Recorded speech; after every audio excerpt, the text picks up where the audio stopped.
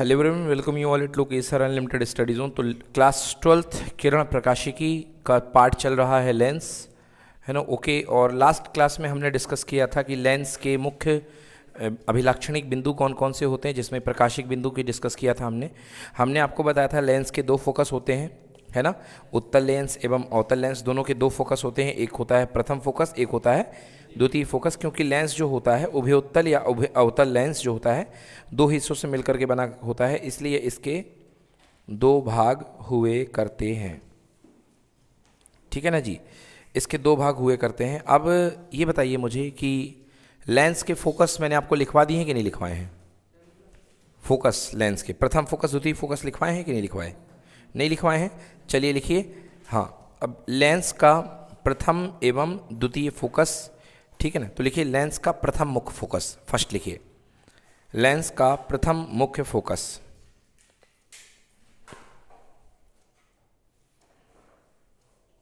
Lens का प्रथम मुख्य फोकस, ठीक है। लेंस का प्रथम मुख्य फोकस, तो इतनी जानकारी आपको है कि उत्तल लेंस का जो प्रथम मुख्य फोकस होता है वो किस तरफ होता है, इस तरफ, F1 बाई तरफ, है ना।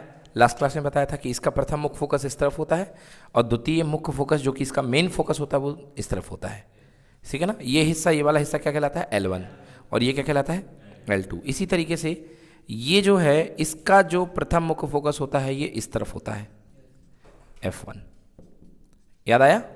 और इसका द्वितीय मुख्य फोकस क्या होता है, इस तरफ होता है, ठीक है ना। ये चीज़ आपको याद रहनी चाहिए, एक तरीके से ये चीज़ आपको याद ही रहनी चाहिए, ठीक है ना।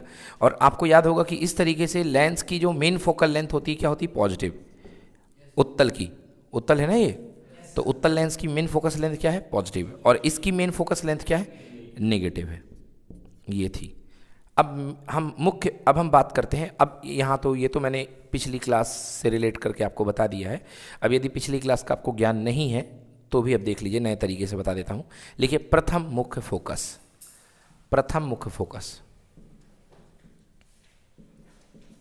फोकस दो चीजें होती हैं, सुनो।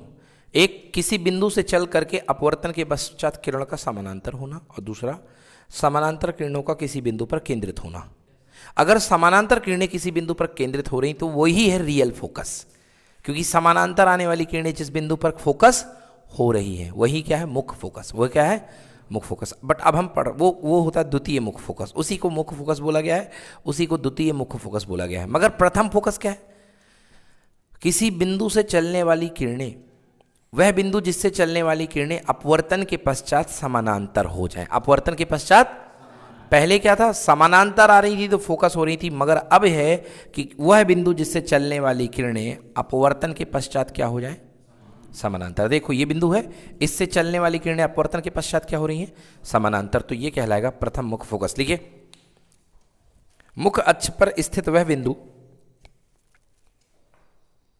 मुख्य अक्ष पर स्थित वह बिंदु जिससे होकर के आपतित होने वाली किरण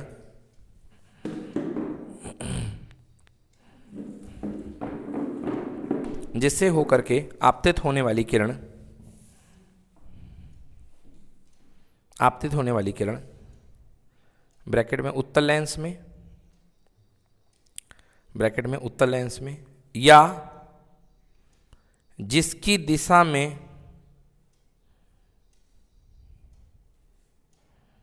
आपतित होने वाली किरण, या जिसकी दिशा में आपतित होने वाली किरण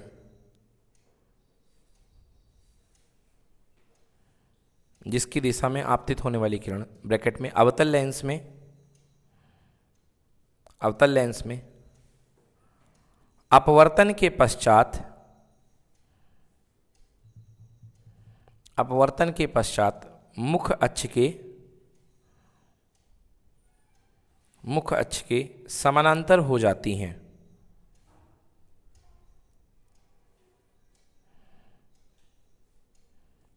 लेंस का समानांतर हो जाती हैं, लेंस का प्रथम मुख्य फोकस कहलाता है।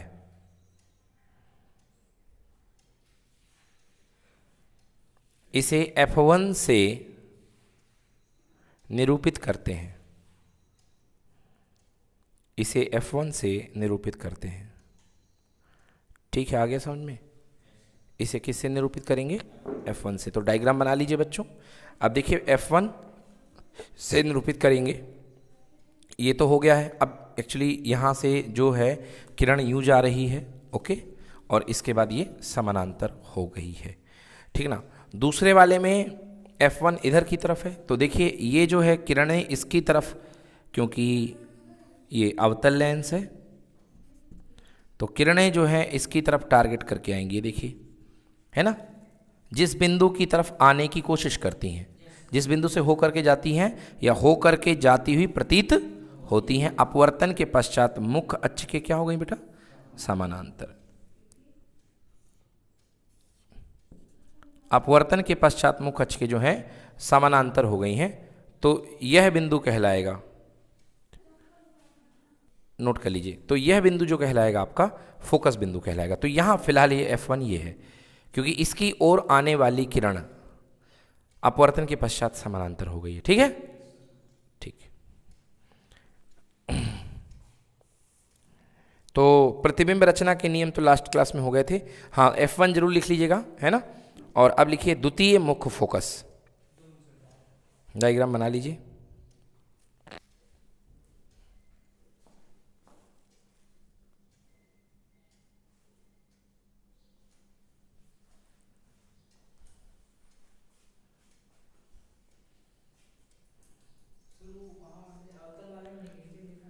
नहीं, ये मैंने लिखा है कि जो अवतल की जो मेन फोकस लेंथ होती है वो नेगेटिव होती है, क्योंकि मेन फोकस जो होता है वो क्या होता है? F2 होता है, जिससे फोकल दूरी नापी जाती है वो क्या होता है? F2 होता है।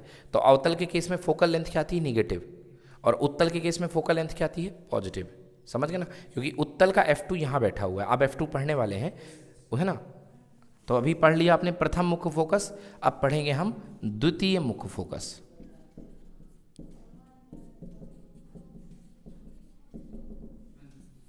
तो द्वितीय मुख्य फोकस का कंसेप्ट आप पहले से भी जानते हैं कि मुख्य अक्ष के समानांतर आने वाली किरणें अपवर्तन के पश्चात जिस बिंदु पर केंद्रित होती हैं, जिस बिंदु पर मुख्य अक्ष के जिस बिंदु पर केंद्रित होती हैं या केंद्रित होने का प्रयास करती हैं, है ना, या केंद्रित होती सी समझ में आती हैं। ये देखिए, ये है, ये ऐसे निकल गई, ये है ऐसे निकल गई। आभासी रूप से इसको पीछे बढ़ाएंगे तो ऐसा लग रहा है कि यहाँ पर केंद्रित हो रही थी। बोलिए हाँ, है ना।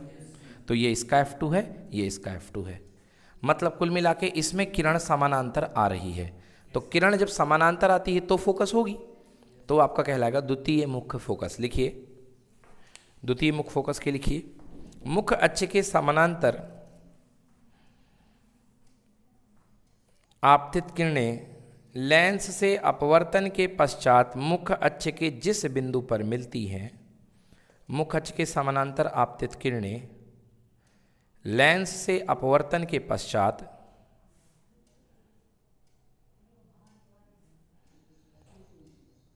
जिस बिंदु पर मिलती हैं, मुख्य अक्ष के समानांतर आपतित किरणें, खुद से बनाओ ना बेटा परिभाषा। मुख्य अक्ष के समानांतर आने वाली किरणें अपवर्तन के पश्चात मुख्य अक्ष के जिस बिंदु पर मिलती हैं, किसमें? उत्तल लेंस में। ब्रैकेट में लिखो, उत्तल लेंस में।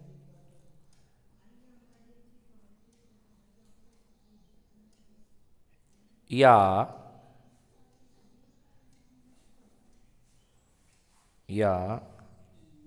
मुख्य अक्ष के जिस बिंदु पर, मुख्य अक्ष के जिस बिंदु से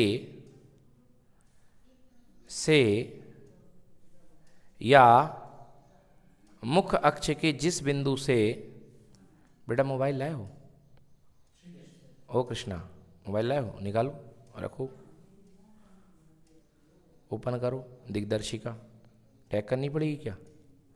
कर देता हूं। या मुख्य अक्ष के जिस बिंदु से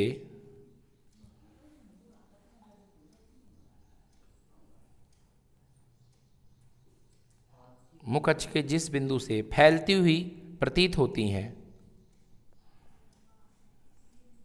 फैलती हुई प्रतीत होती हैं,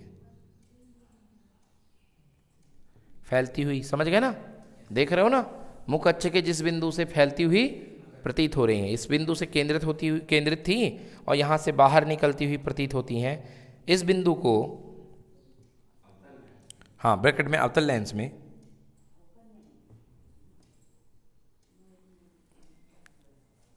ओके, इस बिंदु को लेंस का द्वितीय मुख्य फोकस कहते हैं। लेंस का द्वितीय मुख्य फोकस कहते हैं। ठीक है कृष्णा, पेज नंबर 211। इसे लेंस का द्वितीय मुख्य फोकस कहते हैं और द्वितीय मुख्य फोकस को ही लेंस का मुख्य फोकस कहते हैं। द्वितीय मुख्य फोकस को ही लेंस का क्या बोलते हैं?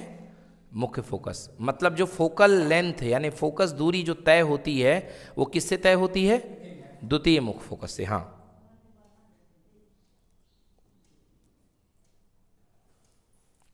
ठीक है जी, आ गया। अब लिखिए संयुग्मी फोकस किसे कहते हैं? अगला पॉइंट, संयुग्मी फोकस। संयुग्मी फोकस तो आपने देखा, अगर किरणें अनंत पे हैं तो प्रतिबिंब कहाँ बन रहा? फोकस पे। और अगर बिंदु फोकस पे है तो प्रतिबिंब कहाँ पर बन रहा? अनंत पे। मतलब एक बिंदु पर वस्तु रखो तो प्रतिबिंब दूसरे बिंदु पर बनता है ना। तो ऐसे बहुत सारे जोड़े मिलेंगे आपको। अभी मैं जब प्रतिबिंब रचना करवाऊंगा तो बहुत सारे जोड़े मिलेंगे आपको कि एक बिंदु पर वस्तु रखोगे तो प्रतिबिंब दूसरे बिंदु पर, और दूसरे बिंदु पर वस्तु रखोगे तो प्रतिबिंब पहले बिंदु पर मिलेगा। समझ में आया? इन जोड़ों को, बिंदुओं के इन जोड़ों को बोलते हैं संयुग्मी फोकस। क्या बोलते हैं? संयुग्मी फोकस। ये अब इम्पॉर्टेंट नहीं है मगर पहले बहुत इम्पॉर्टेंट होता था। पहले आपको एक प्रैक्टिकल में विधि चला करती थी, संयुग्मी फोकस विधि। अब वो विधि प्रैक्टिकल से हट गई है, इसलिए ये टॉपिक भी ज़्यादातर इम्पॉर्टेंट नहीं है। लिख लीजिए फिर भी संयुग्मी फोकस। लिखिए, लेंस के मुख्य अक्ष पर ऐसे बिंदु पाए जाते हैं, लेंस के मुख्य अक्ष पर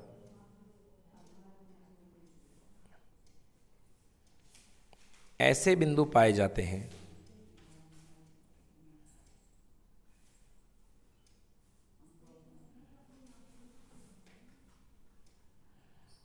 लेंस के मुख्य अक्ष पर ऐसे बिंदु पाए जाते हैं जिनमें से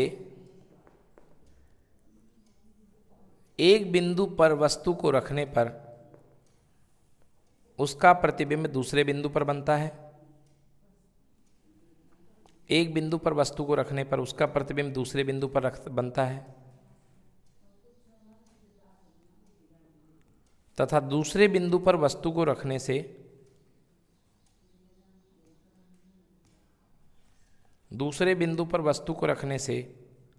उसका प्रतिबिंब पहले बिंदु पर बनता है।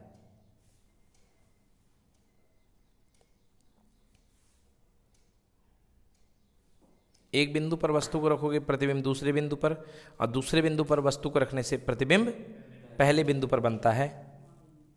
बिंदुओं के इन युग्म को, ऐसे बिंदु युग्म को संयुग्मी फोकस कहते हैं। ऐसे बिंदु युग्म को संयुग्मी फोकस कहते हैं। ठीक है, अब प्रतिबिंब रचना के नियम लास्ट क्लास में मैंने आपको बता दिए थे। अब विभिन्न स्थितियों में बनने वाले प्रतिबिंब के बारे में हम पढ़ेंगे। ठीक है ना? तो लिखिए, उत्तल दर्पण के द्वारा प्रतिबिंब रचना। टॉपिक है उत्तल दर्पण के द्वारा प्रतिबिंब रचना।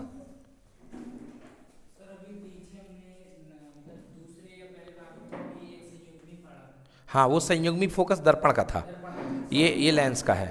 हाँ, बस कोई परिभाषा में कोई फर्क नहीं है। वहां भी देख सकते दर्पण में वस्तु अनंत पर, प्रतिबिंब फोकस पर, वस्तु फोकस पर, प्रतिबिंब अनंत पर, तो वो बात एक ही थी। हाँ बेटा लिखो, उत्तल दर्पण द्वारा प्रतिबिंब रचना। लेंस यार, सॉरी उत्तल लेंस द्वारा प्रतिबिंब रचना।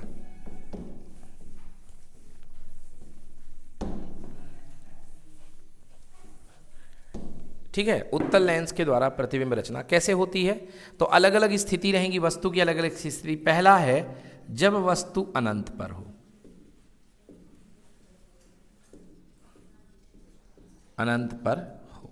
ठीक है, तो देखिए वस्तु अनंत पर होने के लिए आप लेंस ले लीजिए अपना, ये उत्तल लेंस है आपका, ये वाला फेस L1 है, ये वाला फेस L2, आपको सबको पता है।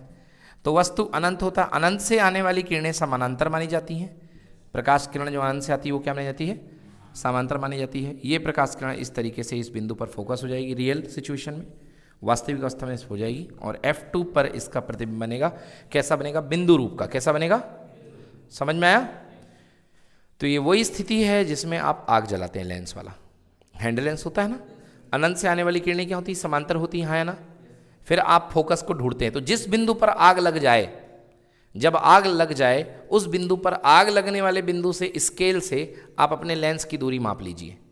समझ गए ना? मान लो लेंस यहाँ पे है और आग लग रही यहाँ पे, तो यहाँ से लेकर के यहाँ तक की दूरी क्या कहलाएगी? फोकस दूरी, क्योंकि किरणें लेंस में यहाँ पर गिरी और फोकस होकर यहाँ पर गई। समझ गए ना? तो वो क्या कहलाएगी? फोकस दूरी। तो बहुत ही सिंपल केस है पहला वाला। अनंत से आने वाली किरणें समानांतर में आके फोकस हो जाएंगी, प्रतिबिंब यहाँ पर बन जाएगा। बोलो हाँ है ना? U निगेटिव रहेगा क्योंकि लेफ्ट साइड है लेंस के, ऑप्टिकल सेंटर यहाँ पे है। बोलो हाँ। और ये रहेगा बेटा प्रतिबिंब की दूरी V। क्या रहेगी? V। प्रतिबिंब यहीं पर बन रहा है ना बेटा, और प्रतिबिंब की दूरी ही क्या है बेटा? F। क्या है? F। और दाएं तरफ है, इसका मतलब क्या है बेटा? पॉजिटिव। कैसा है? पॉजिटिव। बना लो जल्दी से एक एक लाइन में।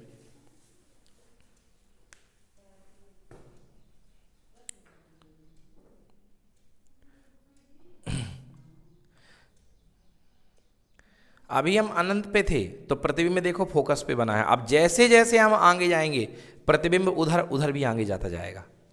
समझ रहे हो ना? प्रतिबिंब उधर भी आगे जाता जाएगा।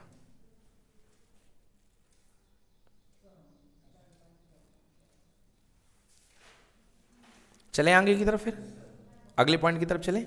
चलो ये देखो बेटा, ये F2 था, F2 के आगे क्या आएगा बेटा? यहाँ पे 2F2, हाँ या ना? आएगा कि नहीं आएगा? फोकस लेंथ का डबल मतलब सेंटर ऑफ कर्वेचर, वक्रता केंद्र, वक्रता केंद्र, है ना बेटा? चलो अब सीन चेंज करते हैं। वस्तु अनंत पर थी, अब अनंत तथा वक्रता केंद्र के मध्य में, अनंत तथा वक्रता केंद्र के मध्य में। बोलो यस और नो? अरे इधर भी तो वक्रता केंद्र है कि नहीं है? इधर F2 है तो इधर क्या होगा? F1। और इधर क्या होगा? 2F1। तो मैं वस्तु को यहाँ कहीं पर रख रहा हूँ, ठीक है बेटा? मैं वस्तु को जो है मैं यहाँ कहीं पर रख रहा हूँ, ऐसे। अब मैं वस्तु को यहाँ कहीं पर रख रहा हूँ तो पहली चलने वाली किरण जो है वो किससे होके जाएगी? फोकस से। बोलो हाँ या ना? पहली चलने वाली किरण किससे होके जाएगी? फोकस से। दूसरा, प्रकाशिक केंद्र से जाने वाली किरण बिना किसी डिस्टरबेंस के सीधे निकल जाएगी। बोलिए यस और नो? तो ये देखिए आपका प्रतिबिंब बना कि नहीं बना? बोलो बना कि नहीं बना?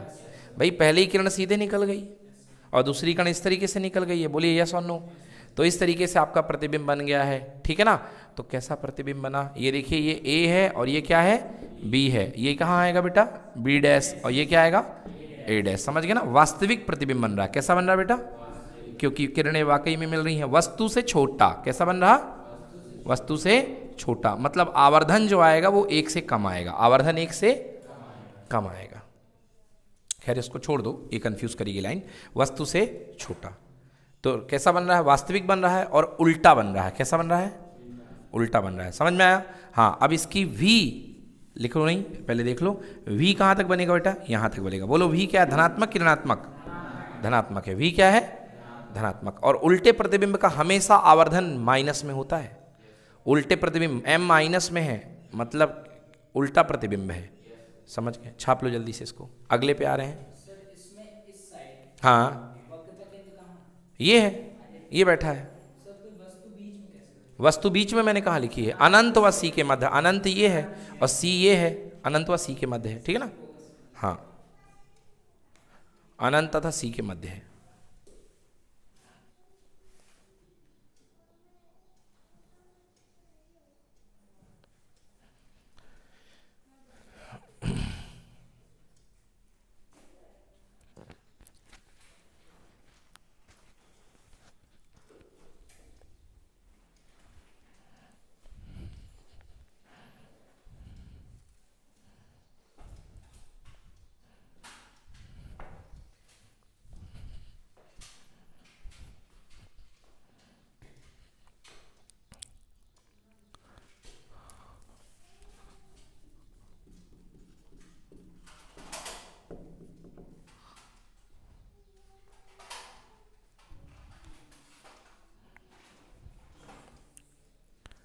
ठीक, क्लियर हो गया।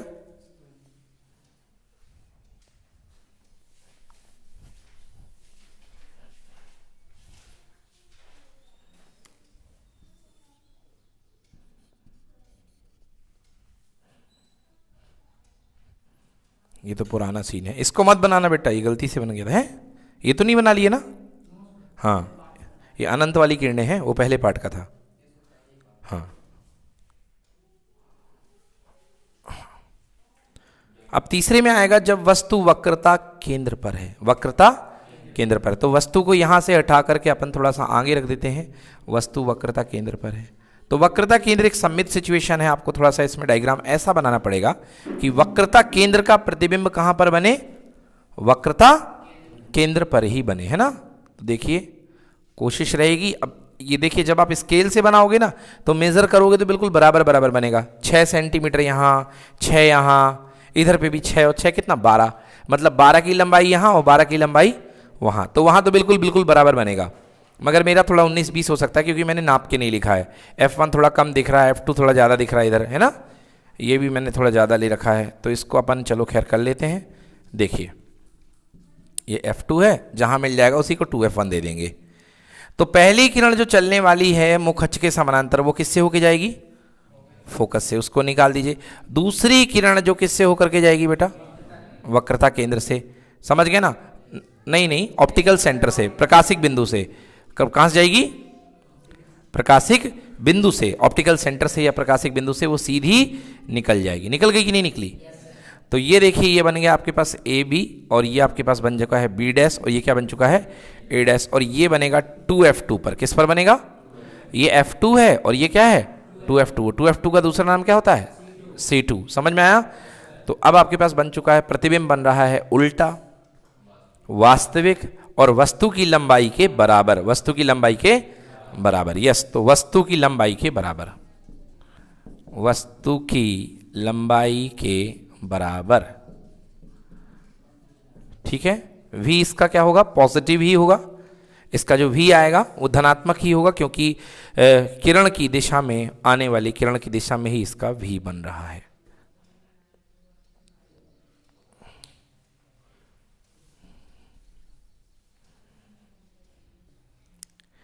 ए बी और ए डैश बी डैश जो है यहां बराबर है। दोनों प्रतिबिंब की लंबाई और वस्तु की लंबाई बिल्कुल बराबर है। ओके, आवर्धन की यदि बात की जाए तो बच्चों, आवर्धन m बराबर होता है प्रतिबिंब की लंबाई बटे वस्तु की लंबाई I/O। I/O। तो देखिए, प्रतिबिंब की लंबाई और वस्तु की लंबाई बराबर है, तो प्रतिबिंब की लंबाई मैं मान लेता हूं x है, तो नीचे की तरफ बना है तो मुझे लेना पड़ेगा -x, और वस्तु की लंबाई ऊपर की तरफ है, मतलब कितना? +x। x से x कैंसिल, आवर्धन कितना? -1। यस, तो माइनस में आ रहा है, मतलब प्रतिबिंब उल्टा बनेगा, और उल्टा बनेगा तो कैसा बनेगा? वास्तविक। कैसा बनेगा? वास्तविक। तो लिख लीजिए, इसका आवर्धन -1 होता है। हाँ, फिर से बता दूं, आवर्धन मतलब वस्तु की, प्रतिबिंब की लंबाई बटे, मतलब वस्तु के सापेक्ष में प्रतिबिंब कितना बड़ा है। तो वस्तु की लंबाई x मान लो, और प्रतिबिंब की लंबाई क्या होगी? x। दोनों बराबर हैं, मगर नीचे की तरफ बन रहा है तो +x लोगे कि -x? -x। तो ऊपर -x और नीचे क्या? +x। x से x कैंसिल, आंसर कितना आया? -1। ठीक है। अब देखिए, जैसे जैसे आप पास में आ रहे हैं आपका प्रतिबिंब दूर हो रहा है। जैसे जैसे आप पास में आते जा रहे हैं आपका प्रतिबिंब दूर हो रहा है। फोकस, अभी तक आप सेंटर ऑफ कर्वेचर यानी कि आप वक्रता केंद्र पर आ चुके हो, आपका प्रतिबिंब वक्रता केंद्र पर बन चुका है। अब और नजदीक आएंगे तो प्रतिबिंब और दूर बनेगा। आइए और नजदीक आते हैं, है ना। तो अगला क्या आएगा? C पर हो गया है, अब कहां पर आएगा बोलो? C व F के बीच में, C व F के बीच में से ना, C और सेंटर ऑफ कर्वेचर यानी वक्रता केंद्र और F के बीच में। तो मैं तो पेन मिट जाता है, आपकी पेन नहीं मिटती होगी, तो आपको दोबारा बनाना पड़ेगा। है ना जी, ये दीजिए। तो चलिए, C और F के बीच में, ये देखिए मैंने पहला रख दिया है ऑब्जेक्ट, ये A है, ये है B है। तो पहली किरण जो चलेगी वो मुख अक्ष के समानांतर आएगी, और वह द्वितीय मुख फोकस, जो कि मुख फोकस है, उससे होकर के जाएगी। ठीक है ना। दूसरी किरण आप कैसी ले सकते हैं? दूसरी किरण जो है वो फोकस से भेज सकते हैं। दूसरी किरण कहां से भेज सकते हो भाई साहब? फोकस से F1 से। तो F1 से चलने वाली किरण ये गिरी, और अभी मैंने आज आपको रूल पढ़ाया, पहले भी पढ़ाया था कि फोकस से आने वाली किरणें अपवर्तन के पश्चात मुख अक्ष के क्या हो जाती हैं, समांतर हो जाती हैं। तो ये देखिए ये बड़ा प्रतिबिंब आपको बनता दिखाई दे रहा है, ये है AB, ये बनेगा ऊपर वाली चोंच बन गई B डैश और ये वाली चोंच A डैश, और ये 2F के उस पार बनेगा। समझ में आया? लिखिए तो कैसा बन रहा है, वास्तविक बन रहा है ना, उल्टा बन रहा है, वस्तु से बड़ा बन रहा है, और पोजीशन क्या है, अनंत तथा वक्रता केंद्र के मध्य में, मध्य में नहीं कहीं भी बीच में, अनंत और वक्रता केंद्र के बीच में कहीं पर, ये क्योंकि इस तरफ अनंत आ जाएगा, ये वक्रता केंद्र है, ठीक है। तो जब आप इधर थे तो प्रतिबिंब बड़ा बनने लग गया, आवर्धन मिल गया है, क्या मिल गया है, आवर्धित प्रतिबिंब, बड़ा प्रतिबिंब मिलने लग गया है ना। अब इसके बाद आ जाइए फोकस पर, कहां पर आ जाएंगे, फोकस पर। बताओ कहां पर बनेगा प्रतिबिंब, अनंत पर। जब आप फोकस पर हो तो प्रतिबिंब कहां पर बनेगा, अनंत पर, ठीक है, नोट करिए। ध्रुव में अंदर कैसे आओगे भाई, कांच फोड़ के, चलो यानी प्रकाशिक बिंदु में कहां से आ जाएंगे, ठीक है, रफ कर दो इसको, बना लिया, बिल्कुल लग रहे हैं, बिल्कुल लग रहे हैं। नियम तो मैंने परसों की क्लास में बता दिए थे आपको, है ना, वही नियम एकदम, इसलिए बहुत सिमिलर है, प्रकाशिकी एकदम बिल्कुल, दर्पण और लेंस बिल्कुल एक जैसे हैं। अब आगे है फोकस पर, अगर बिंदु F पर है तो देखिए F पर रख दीजिए, ये अपना प्रतिबिंब है, तो ये चलने वाली किरण मुख अक्ष से होके गई और दूसरी सीधे निकल जाएगी प्रकाशिक बिंदु को होते हुए, ये प्रकाशिक बिंदु से होते हुए, देखिए यहां पर भी नहीं मिल रही हैं और पीछे बढ़ाने पर भी मिल नहीं रही है, मतलब ना आगे मिलेंगी ना पीछे मिलेंगी, तो कब मिलेंगे, हम फिर मिलेंगे, समझ गए ना, फिर मिलेंगे मतलब कभी अलविदा ना कहना, अनंत पर मिलेंगे। नोट करिए, तो अनंत पर, और जब अनंत पर यदि मिलती हुई प्रतीत होंगी तो हम ये मान के चलेंगे इनका प्रतिबिंब का साइज बहुत बड़ा बनेगा। लिखिए, वास्तविक है प्रतिबिंब, वास्तविक उल्टा बहुत बड़ा, क्योंकि जब अनंत पे टकराओगे थोड़ा सा भी कोण मिलेगा, तो अनंत पे टकराओगे तो बहुत बड़ा प्रतिबिंब बनेगा।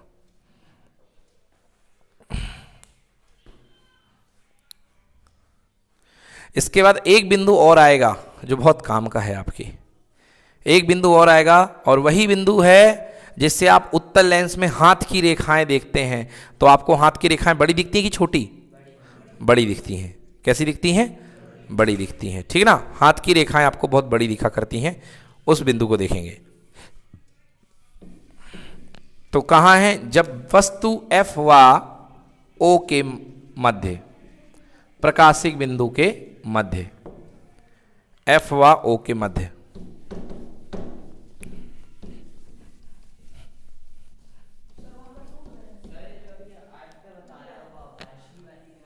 कहाँ का,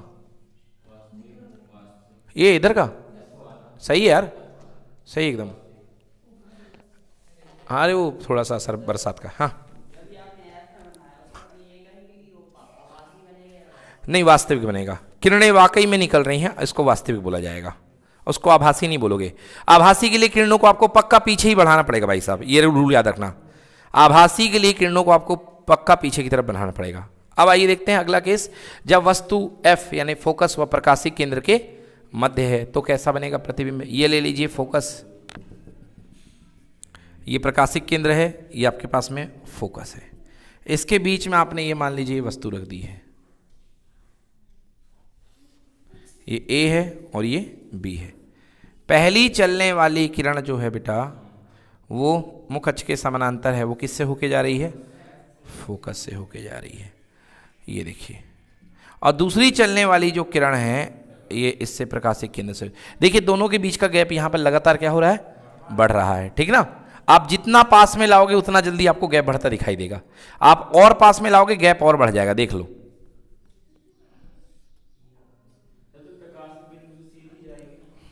तो जा तो रही ना, जान दो।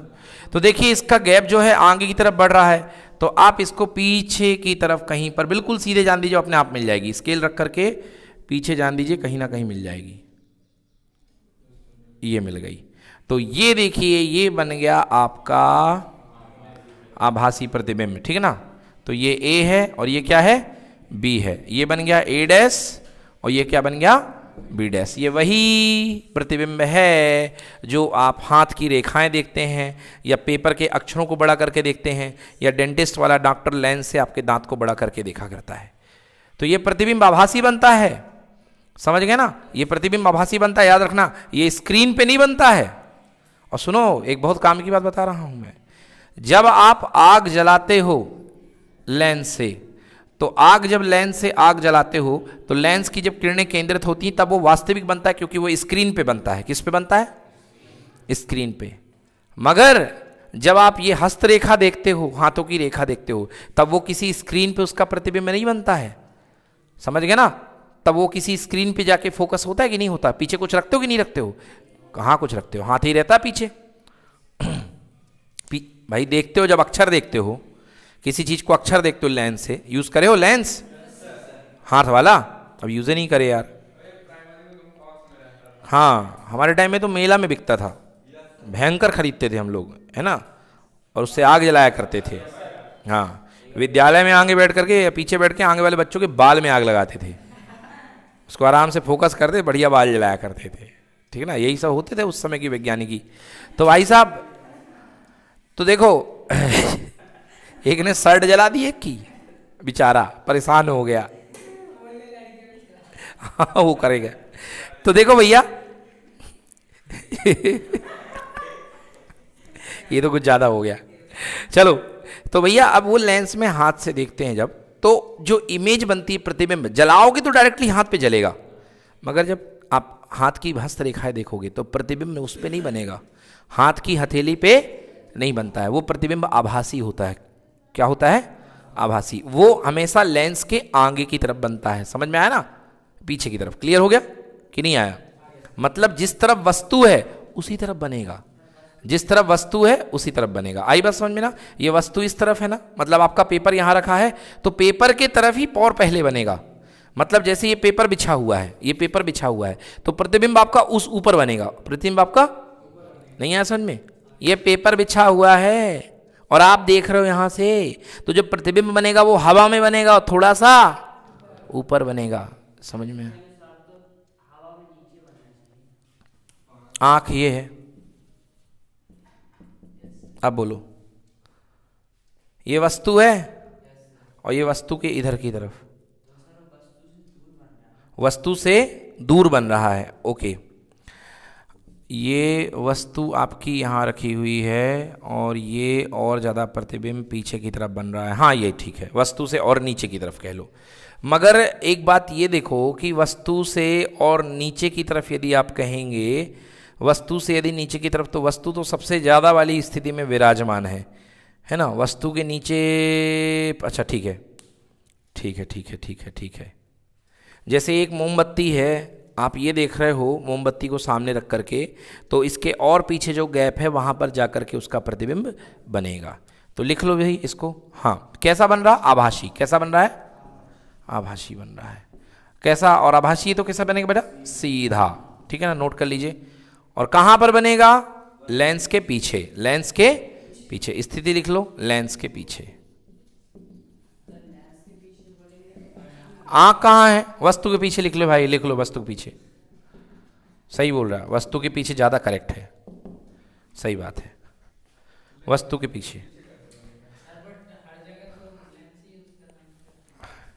देखो, अगर ऐसी स्थिति में आप रख करके देख रहे हो, अगर आप ऐसी स्थिति में रख करके देख रहे हो तो आपको समझ में आएगा कि वस्तु के पीछे बनेगा। मगर ऐसी स्थिति में रख करके देख रहे हो तो फिर आपको उसको एक बनेगा ना भाई, आभासी है इसलिए बनेगा। आभासी प्रतिबिंब है, वो अपनी जगह एडजस्टमेंट कर लेगा, आभासी प्रतिबिंब है। क्योंकि जब आप देखते हो लेंस के उस पार वस्तु जब रखते हो, सुन रहे हो, लेंस के उस पार जब आप वस्तु रख करके देखते हो तो आपको वस्तु नहीं देखनी है, फिर तो आप तो प्रतिबिंब देखते हो। जब आप लेंस के उस तरफ रख करके कागज को देखते हो, इस स्थिति में सुनो भाई, जब कागज के इस तरफ लेंस से रख करके देखते हो तो आप क्या देखते हो, वस्तु को देखते हो कि प्रतिबिंब को देखते हो, प्रतिबिंब को देखते हो, और प्रतिबिंब वहां पर बनेगा पीछे। लिख लो। वस्तु के पीछे से ज्यादा स्टूडेंट तो वो हुआ ना लेंस के पीछे। अरे भाई साहब देखिए, यहाँ जो लिख रहा है ना वस्तु आप दोनों लिख लो, दोनों गलत नहीं है। ये वस्तु है, ये वस्तु के पीछे वाला हिस्सा हो गया, दोनों लिख लो, कोई दिक्कत नहीं है। ये लेंस जिधर से देखते हो वो आगे वाला हिस्सा है, बिल्कुल दिखेगा। जो दिखता है वो आभासी ही होता है, वास्तविक बिल्कुल पर्दे पर बनता है, वास्तविक एकदम पर्दे पर बनता है। वास्तविक जो होगा वो पर्दे पर बनेगा, आभासी आपको दिखाई देगा, वास्तविक भी दिखाई देगा, मगर दोनों अलग अलग टाइप से बनते हैं। नोट करिए इसको।